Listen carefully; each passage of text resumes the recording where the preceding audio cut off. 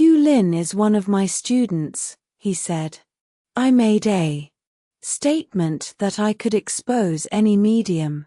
He told me to come down here and expose his father. He smiled. Edgar smiled. They shook hands, and Dr. Brown settled down to ask questions. He examined Reed.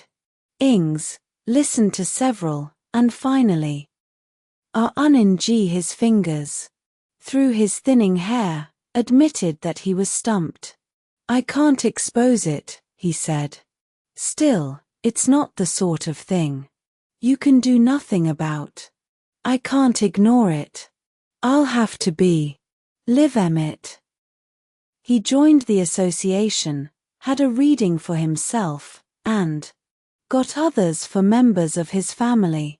Edgar wagged his head in wonder. The millennium has come, he said. It was a young spring day, with the tide running high, and the wind from the south, when they broke ground for the hospital. The site was a high dune at 105th Street, halfway between the Cavalier and Cape Henry. Standing on it, looking toward the sea, Edgar felt fulfilled. Looking at Morton, he felt frightened. Here was all he had ever dreamed or desired, yet it rested for security on the whim of a single man.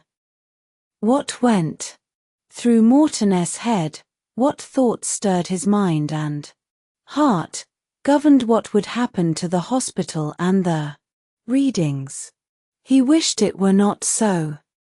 There had been others, Eachton and New, Frank Moore, Dave and the Texas people, his friends in Birmingham, and Lamors. All these had tried, and failed. Was this slight, frail Jew, who stood so placid, smoking a cigar as he watched the workmen, to succeed? He hoped so. For, once the hospital was operating, others would come. And an endowment fund that would make it independent of Morton could be raised. That would be the best way. Then Morton could devote himself to the uni. There is a river-versity, which was becoming more and more his main interest. While the building was going on, he and Gertrude came to watch it every day. Often he picked up a hammer or a saw and went to work. The carpenters watched him oddly, the first time, until they saw he was no amateur. Guess you've done a little carpentering before, eh? One of them asked. I was raised on a farm, Edgar said. We did our own work. Zed the carpenter nodded. The others smiled at him. One of them offered him a chew of tobacco. Carrot. During the summer Hugh Liam and Tommy House worked as laborers on the building. Tommy had finished high school and was trying to select an OUGA. Hugh Lin urged him to enter Washington and Lee. Finest school in the South, he argued. George Washington endowed it. General Lee was its president. It's a school for gentlemen. Best dressed school in the South. It has tradition. Everybody speaks to everyone else. Everybody is dressed up. No sweaters or sweatshirts. I don't like to dress up, Tommy said. The professors are really fine fellows, Hugh Moo went on. We have a young English professor who invites us to his home every Sunday afternoon to read plays and drink tea. Oh, really? Tommy said. Don't you want to be a gentleman? Hugh Lin asked. Why don't they have co-eds at Washington and Lee? Tommy said. Hugh Lin was disgusted. That girl of yours, he said. Toward the end of AE summer, Tommy changed his mind. I think I'll go up there with you, he said. I knew I'd argue you into it, Hugh Lin said proudly. There is a river my girl's going to teachers' college at Farmville. Tommy said. I can see her weekends if I go to Washington. And Lee. Dr. House and Carrie were now at the beach. Dr. House had resigned his post in Hopkinsville and was ready to take charge of the hospital. Carrie was to be its matron. When I was in Hopkinsville, all my patients were nuts. Dr. House said wistful. Now I'm the one who's sided crazy. I've been waiting 20 years for this, Edgar. In September the boys left for school. Construction proceeded rapidly. By November the building was finished and ready for occupancy. The cost was in the neighborhood of $200,000. Morton had asked for TA best of materials. He got them. It was a 30-bed hospital, but it was a good deal more than a hospital. It was designed to be a home for the patients, especially those who were unable to get around. Temporarily, it was also to be a center for the association's other activities. There was a lecture hall and prairie, a vault for housing the readings, and office guests for research workers. The having room was spacious, richly furnished, and fronted on a view of the ocean. A porch, screened in summer, glassed in winter, ran around 3 sides. In the rear was a 12-car garage, servants' quarters, and a tennis court. In front, terraces stepped down 300 yards to the Ocean Boulevard. Every inch of this space was covered with sod, so there might be a lawn, the largest lawn. The only lawn between the Cavalier and Cape Henry. The bill for the sodding and grading was $10,000. Dedication ceremonies were held on November 11th, Armistice Day. Hugh Lin and Tommy came down from Washington and Lee, as did Dr. Brown, who made the principal address. Morton, Dave, Edwin, and their wives are There is a river arrived from New York, Brown from Dayton, and Bradley from Chicago. Before the visitors arrived, Edgar wandered through the corridors, now and then walking into a room, and standing there, lost in dreams. Again and again he said to Gertrude, "It's just what I wanted. I hope it succeeds." The crowd filled the living room and overflowed to the library and lecture hall. Morton, smiling and happy, turned the building over to the association. Edgar, hardly knowing what he said, his eyes fixed on the ocean that shimmered in the background, accepted it. When Yom prayers are answered, you find out that prayers are about the only things that words are good for, so there's nothing to say, except to give thanks. Then it's time to start praying again. That we will succeed in what we are trying to do here. After all, though it seems we have reached a goal, this is only the beginning. We have been given a trust. It is ours to execute well or poorly. I will do my best for every one of you and everyone who enters this hospital. When he had finished, Morton introduced Dr. Brown. Sitting behind him, listening to him talk, Edgar realized that Dr. Brown had almost as many college degrees as he himself had years of schooling. It gave him a weird feeling of exmreality and the autumn sunset coming early and throwing shadows over the room and the faces of the people. Most convinced him that it was a dream. He looked at Gertrude, Carrie, Dr. House, Hugh Lynn, Tommy, and little Ekin, who was hunched on a chair in a cummer. They looked unreal too. Would they all wake up and find themselves at the Hill, arguing with Aunt Kate about politics? Dr. Brown's voice droned on. This is a great occasion, and a happy one. I congratulate the founders of this movement, and they are here among us. There is a river for the vision which they have conceived of the possibly ties of this new line of study and investigation. I honor those who have contributed of their time and means to bring about the realization, at least to some extent, of a dream of years.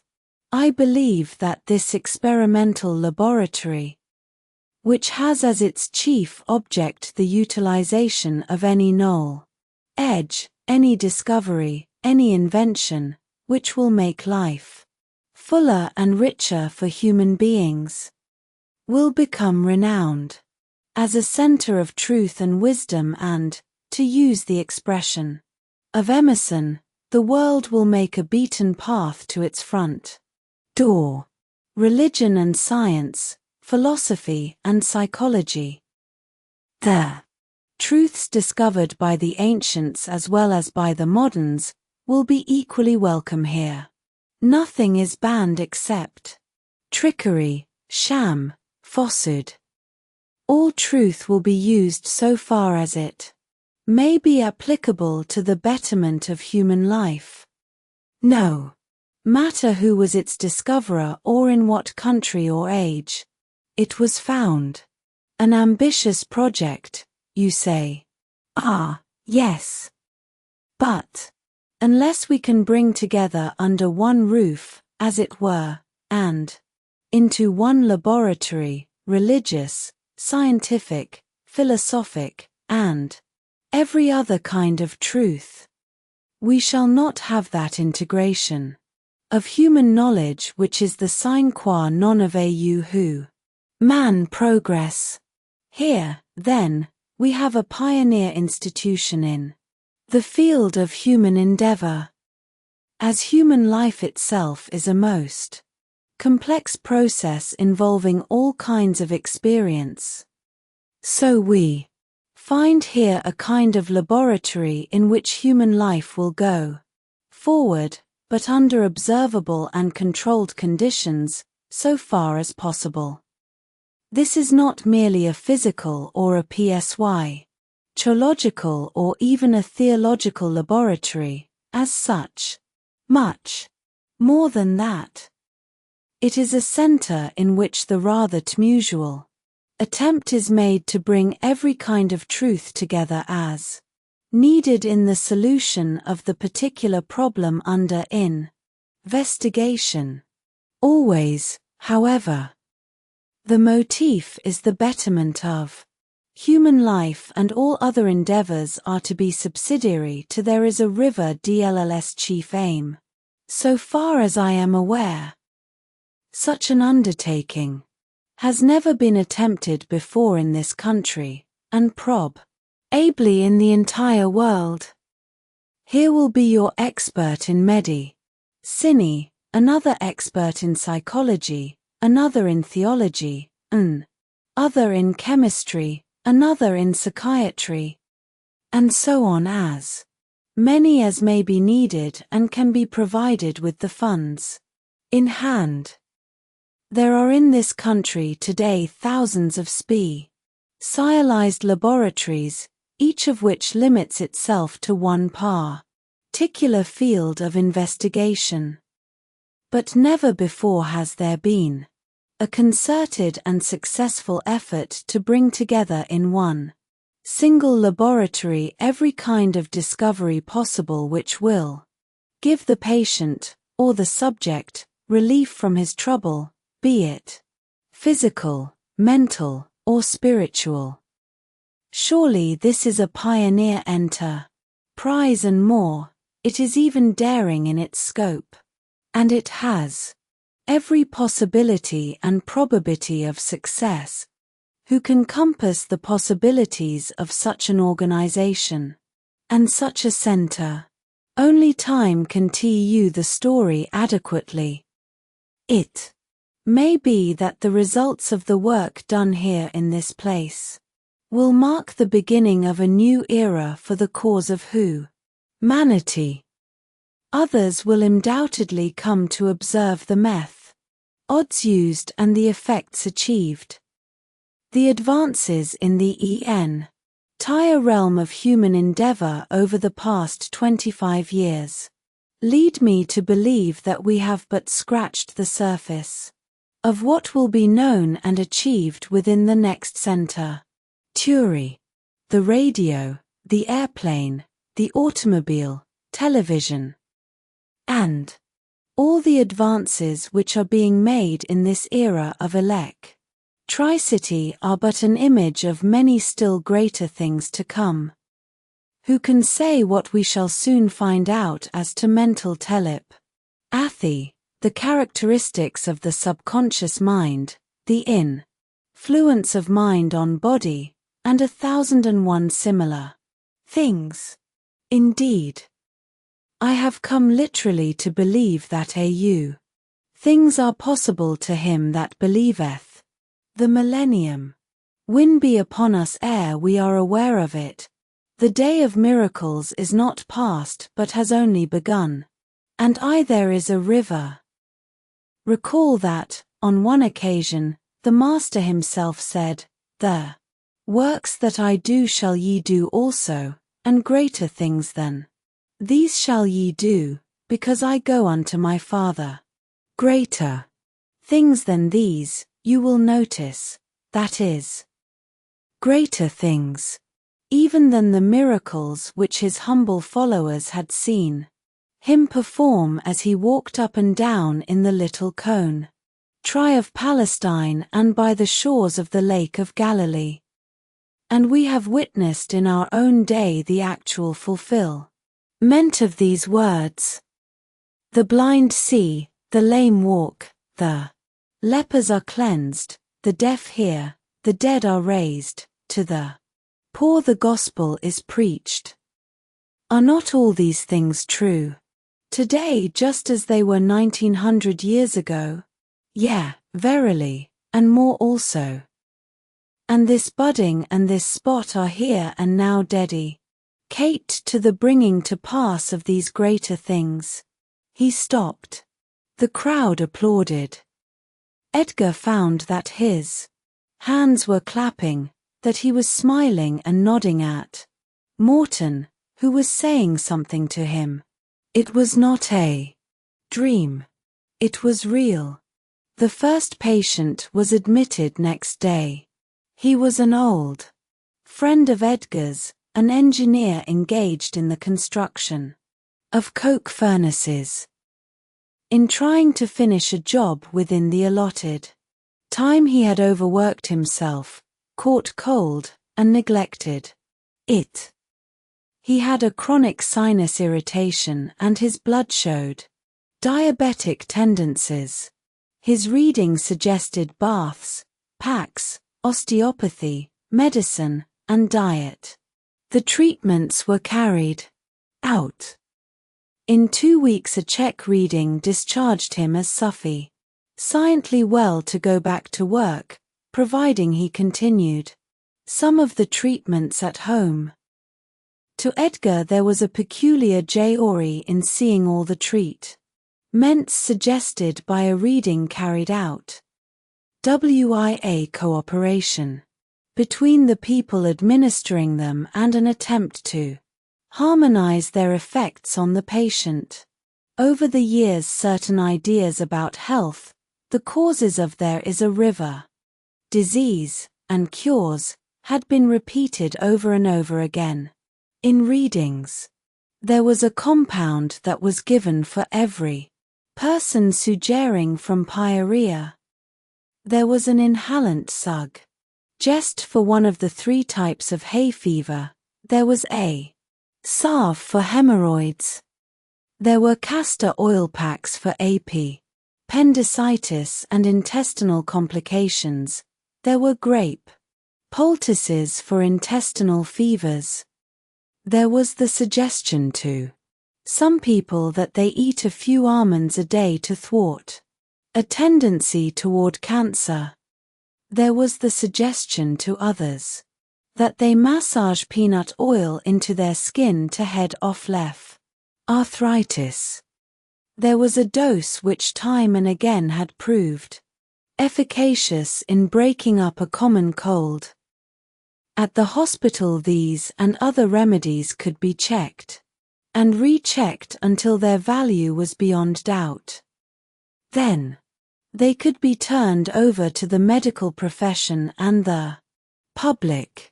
There were skin lotions, intestinal antiseptics, treatments for stimulating the growth of hair, diets helpful to certain conditions, and mechanical appliances.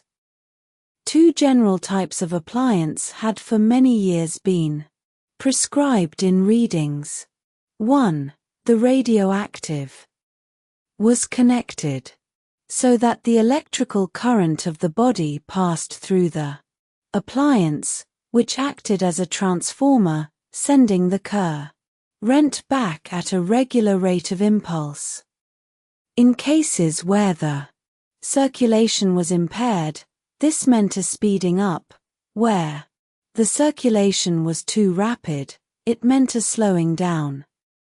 This device was often specified in circulatory conditions, and for nervous disorders.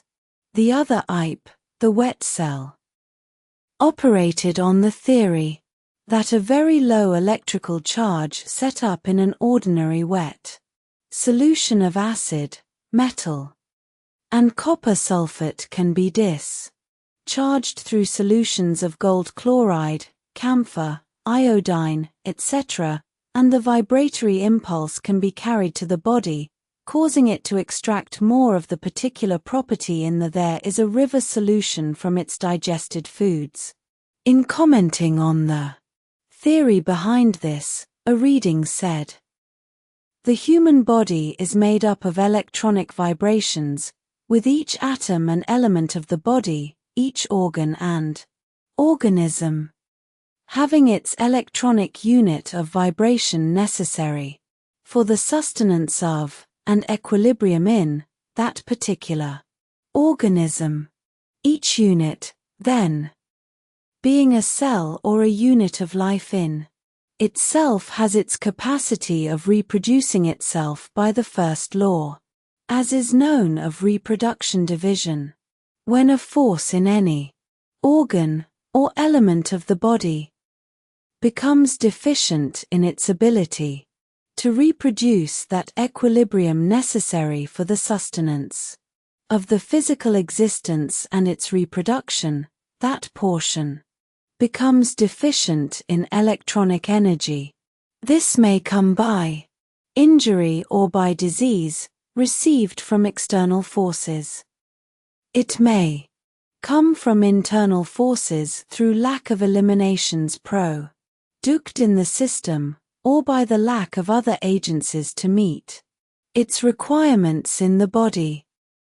These appliances, now properly built and maintained, were in the hospital, along with cabinets where sweat baths could be had while the fumes of needed elements enveloped the body, entering it through the opened pores. There was all the regular equipment of a hospital, of course, and the orthodox physiotherapy laboratory, Sinosaur, DAL machines, ultraviolet and infrared lamps, baths, cabinets, rubbing tables. Dr. House, being both a medical doctor and an osteopath, supervised the allopathic treatments and administered the mechanical adjustments. Mrs. House saw to it that each patient's diet was kept. She had charge of the kitchen and dining room. The nurses, in addition to their Ordinary duties.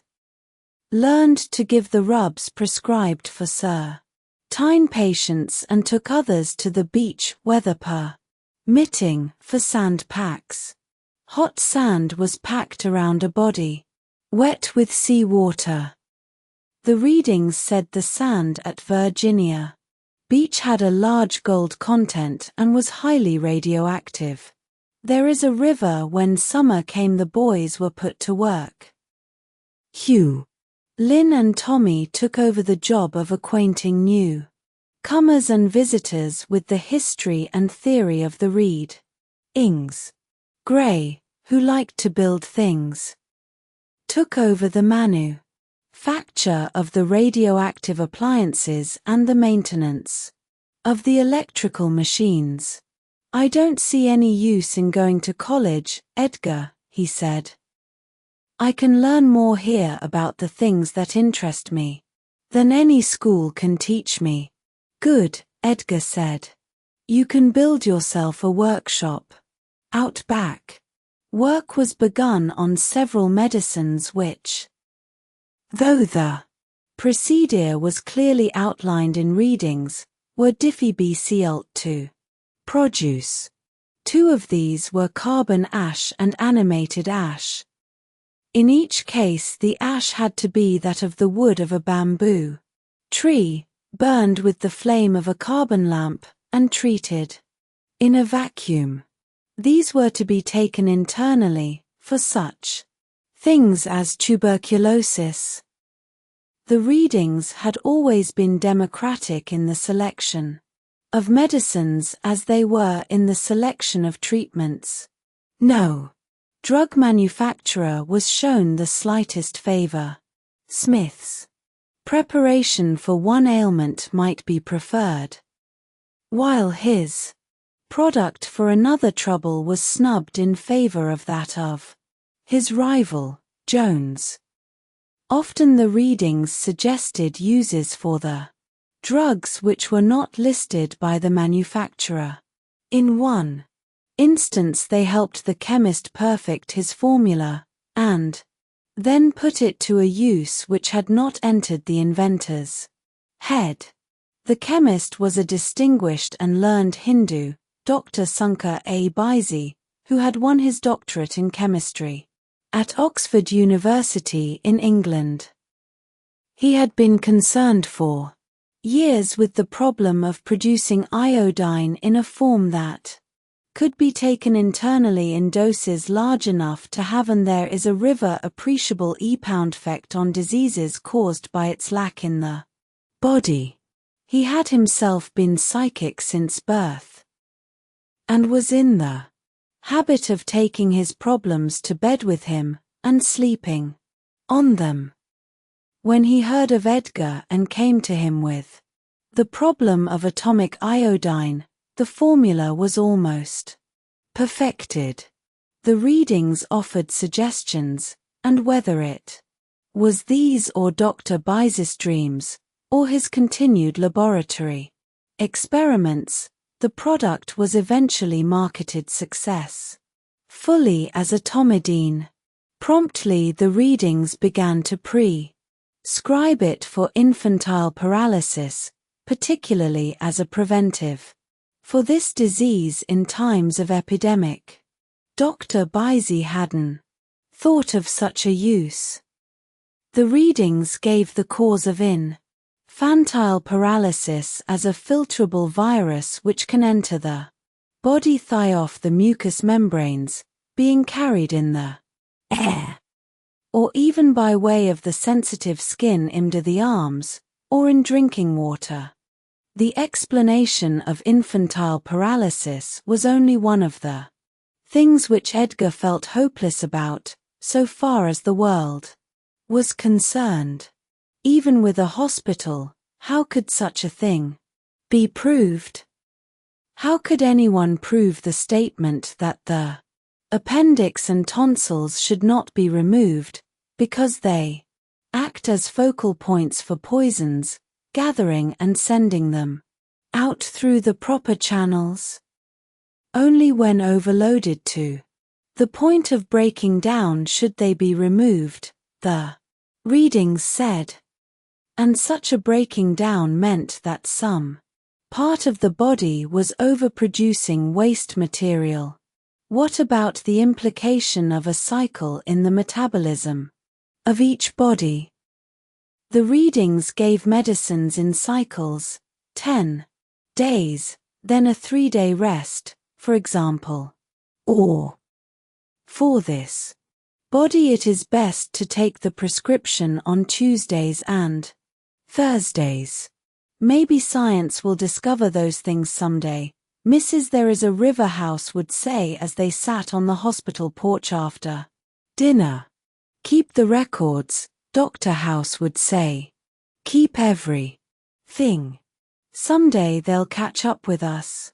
If they do, and the records are here, that will at least prove that psychic phenomena aren't frauds, Edgar would say. Gertrude would shake her head. I don't know how you can explain those things to people, she would say. How would you go about telling someone a thing like this?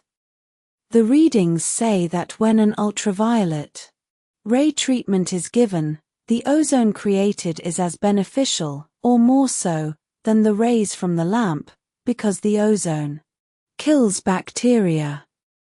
The patient should stay in the room where the treatment was given and breathe in the ozone. Edgar would look at the boys. Maybe the younger generation will prove it for us, he would say.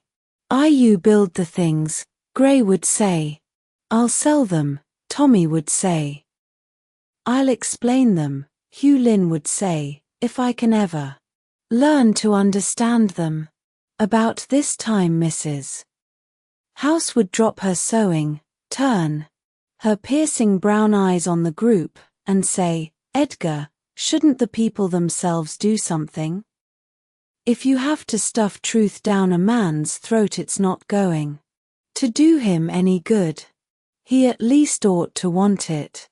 More cases, Dr. House would say. That'll prove it to them. More cases were coming in every day. And they were providing all the variety needed to illustrate the latitude of the readings. There was apparently no elaborate medical system, or theory, to be got from the cures. Glandular conditions where there is a river, the basic causes for many disturbances. Childhood bumps and bruises often caused lesions that brought on obscure ailments. Harmic conditions predisposed a body to a certain trouble, or gave it a weakness. Once diagnosed, an affliction was attacked at its source. No cure could come except through the natural channel.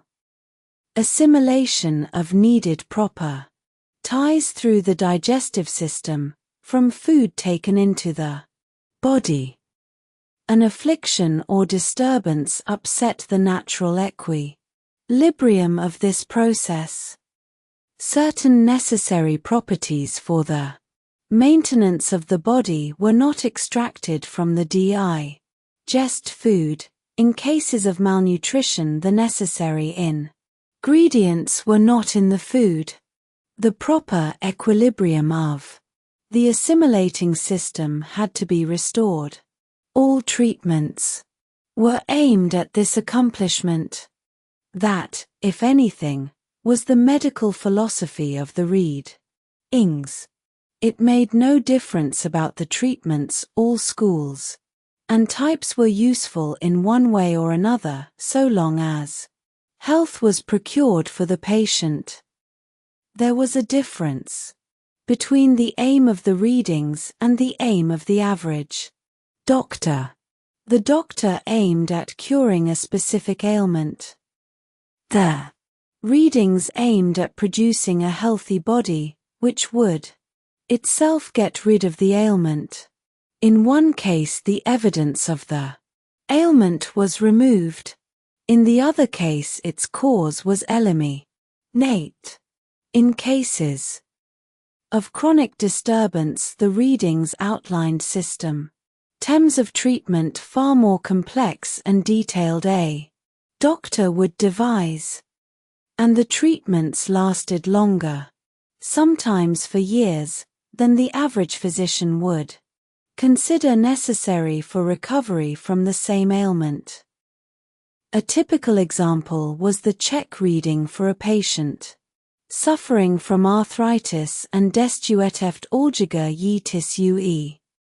The patient had lost the use of his legs and was affected in the elbows, neck, and lower back. There is a river, as has been heretofore indicated. The nerve ends have been destroyed throughout the locomotory activities of the lumbar and sacral, or the nerves of the sciatic portions of the limbs themselves, the outer nerves, or the superficial circulation, and atrophy is indicated. Now, dye rubs and those influences which have been applied, as well as the low electrical forces, have been to stimulate these areas from which impulses arise for the completing of the circulation, sufficient to bring recuperative forces to these areas.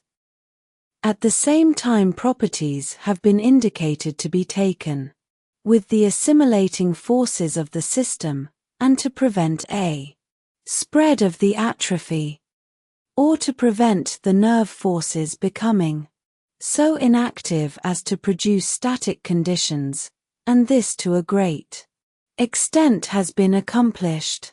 Now the conditions, as we find, are at a turning point.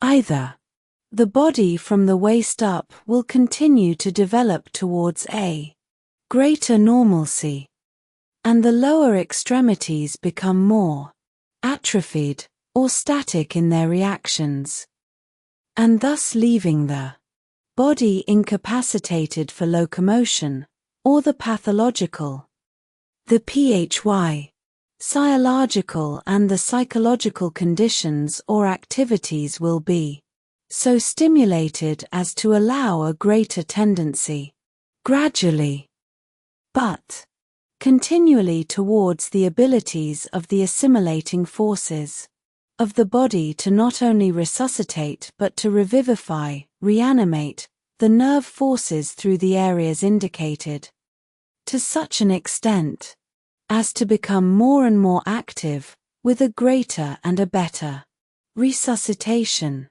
Then, it is necessary that there be cooperation in regard to the applications, the persistency and consistency as related to all influences and forces towards this one direction. Little has been done that is of a curative nature. Little may be done, in the present, that is of any great curative value.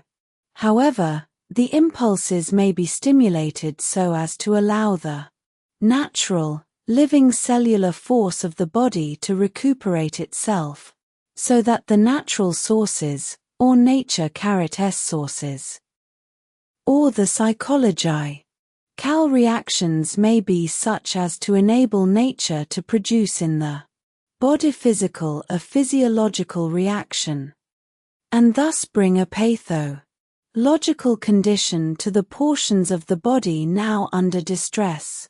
Now, as to the activity of those things that may be administered in the present, there is a river. The continued use of the aspirin with the sodamint is as yet very well, and it may be necessary that this be taken in a regular order. If it is practical or possible for the body, do not set Hoyers for this to be administered, for this only tends to lessen pain, and the activity of this by mouth, which is the only way to take it, is such that it still leaves drosses, being an active force which prevents the full elimination of poisons that are the result of tissue being enlivened. 4. Dead cellular forces are being released in the bloodstream for elimination from the flesh, as well as muscle and bone portions even from the activity of those properties within the bloodstream, as the effluvium, as fast as there is the ability of the cell to reproduce itself. And these properties are only as sedatives or palliatives for the moment, and not curatives, only adding to the drosses for elimination.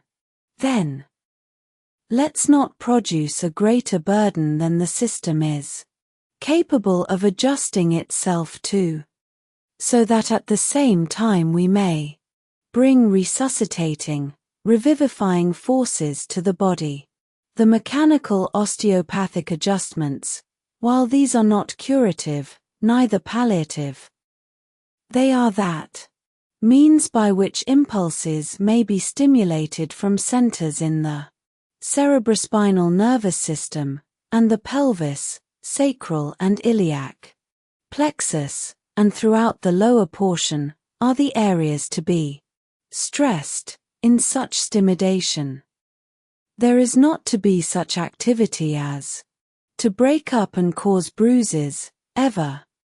But the bursa about ganglia, heads and centers are to be greatly stressed, especially in the lumbar axis, the lower lumbar areas, through the sacral, even to the ends, especially of the spinal plexus. These have not been given as thoroughly, nor as consistently, as they may be done. Give more time to these.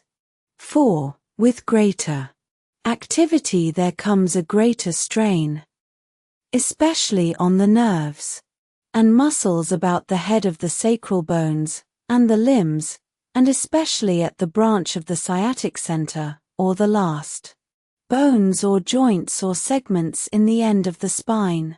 These must be gradually, easily, but consistently relaxed, and after such let the body rest for at least 2 or 3 hours, that there may be the greater flow of impulse from the improved circulation throughout the body. So much for the physiological and pathological effects. There is a river Wednesday a.m. Check. Mrs. E.G. wants treatment for A.B. sorbing and eliminating warts on feet, and cure for blackheads and large pores. Prescribed soda, wet with spirits of camphor, applied each evening on warts. Hot towels on face and neck, followed by wash with soaps, then cold cloths, then patting. Doses internally of Rochelle salts and olive oil. Misdirected. Eliminations causing trouble. Check. Mrs. E.H. improved since last time, only goes back when worry prevents hopeful and helpful attitude. Growth being eliminated, only needs patience, persistence, and careful cleans. Ing with antiseptics, magnetic and other treatments to be continued. P.M. First reading. Mrs. C.D. Plethora condition, may be removed by absorption without operation, will take longer, but will be more effective. Prescribed deep osteopathic manipula, tie-ins, salt packs, tonic, diet, etc. Thursday a.m. First reading. Mrs. O.M. poisons from cold. Cause pressure, toxic conditions of long standing. Recommended. High colonics, doses of salts each morning, vibrator along spine. In evening, strict diet, without salt and meats, and both cause and effect will be removed. P.M. First reading. Mr. J.H. Serious condition, character of Sarcoma, from weakening of walls of veins and arteries. Not serious from malignant standpoint, but anesthetic and gas taken produced strangulation and inability for coagulation in glands of throat, in muscle and tissue, etc. Oxygen only aid through tank inhalations and animated ash with heavy ultra-violet rays to stimulate it. In 7 days he will either respond or not. Friday a.m. First reading. Mr. H.J.F. Poisons in system product from pressure adhesions caused by old injury. Advised. X. Compound, use of aconite, iodine, and laudanum on spine. When attacks occur, followed by Epsom salts packs. Appears to have convulsions, intense pain in back, jerking of limbs, etc. In 3 or 4 months should be all right. P.M. First reading.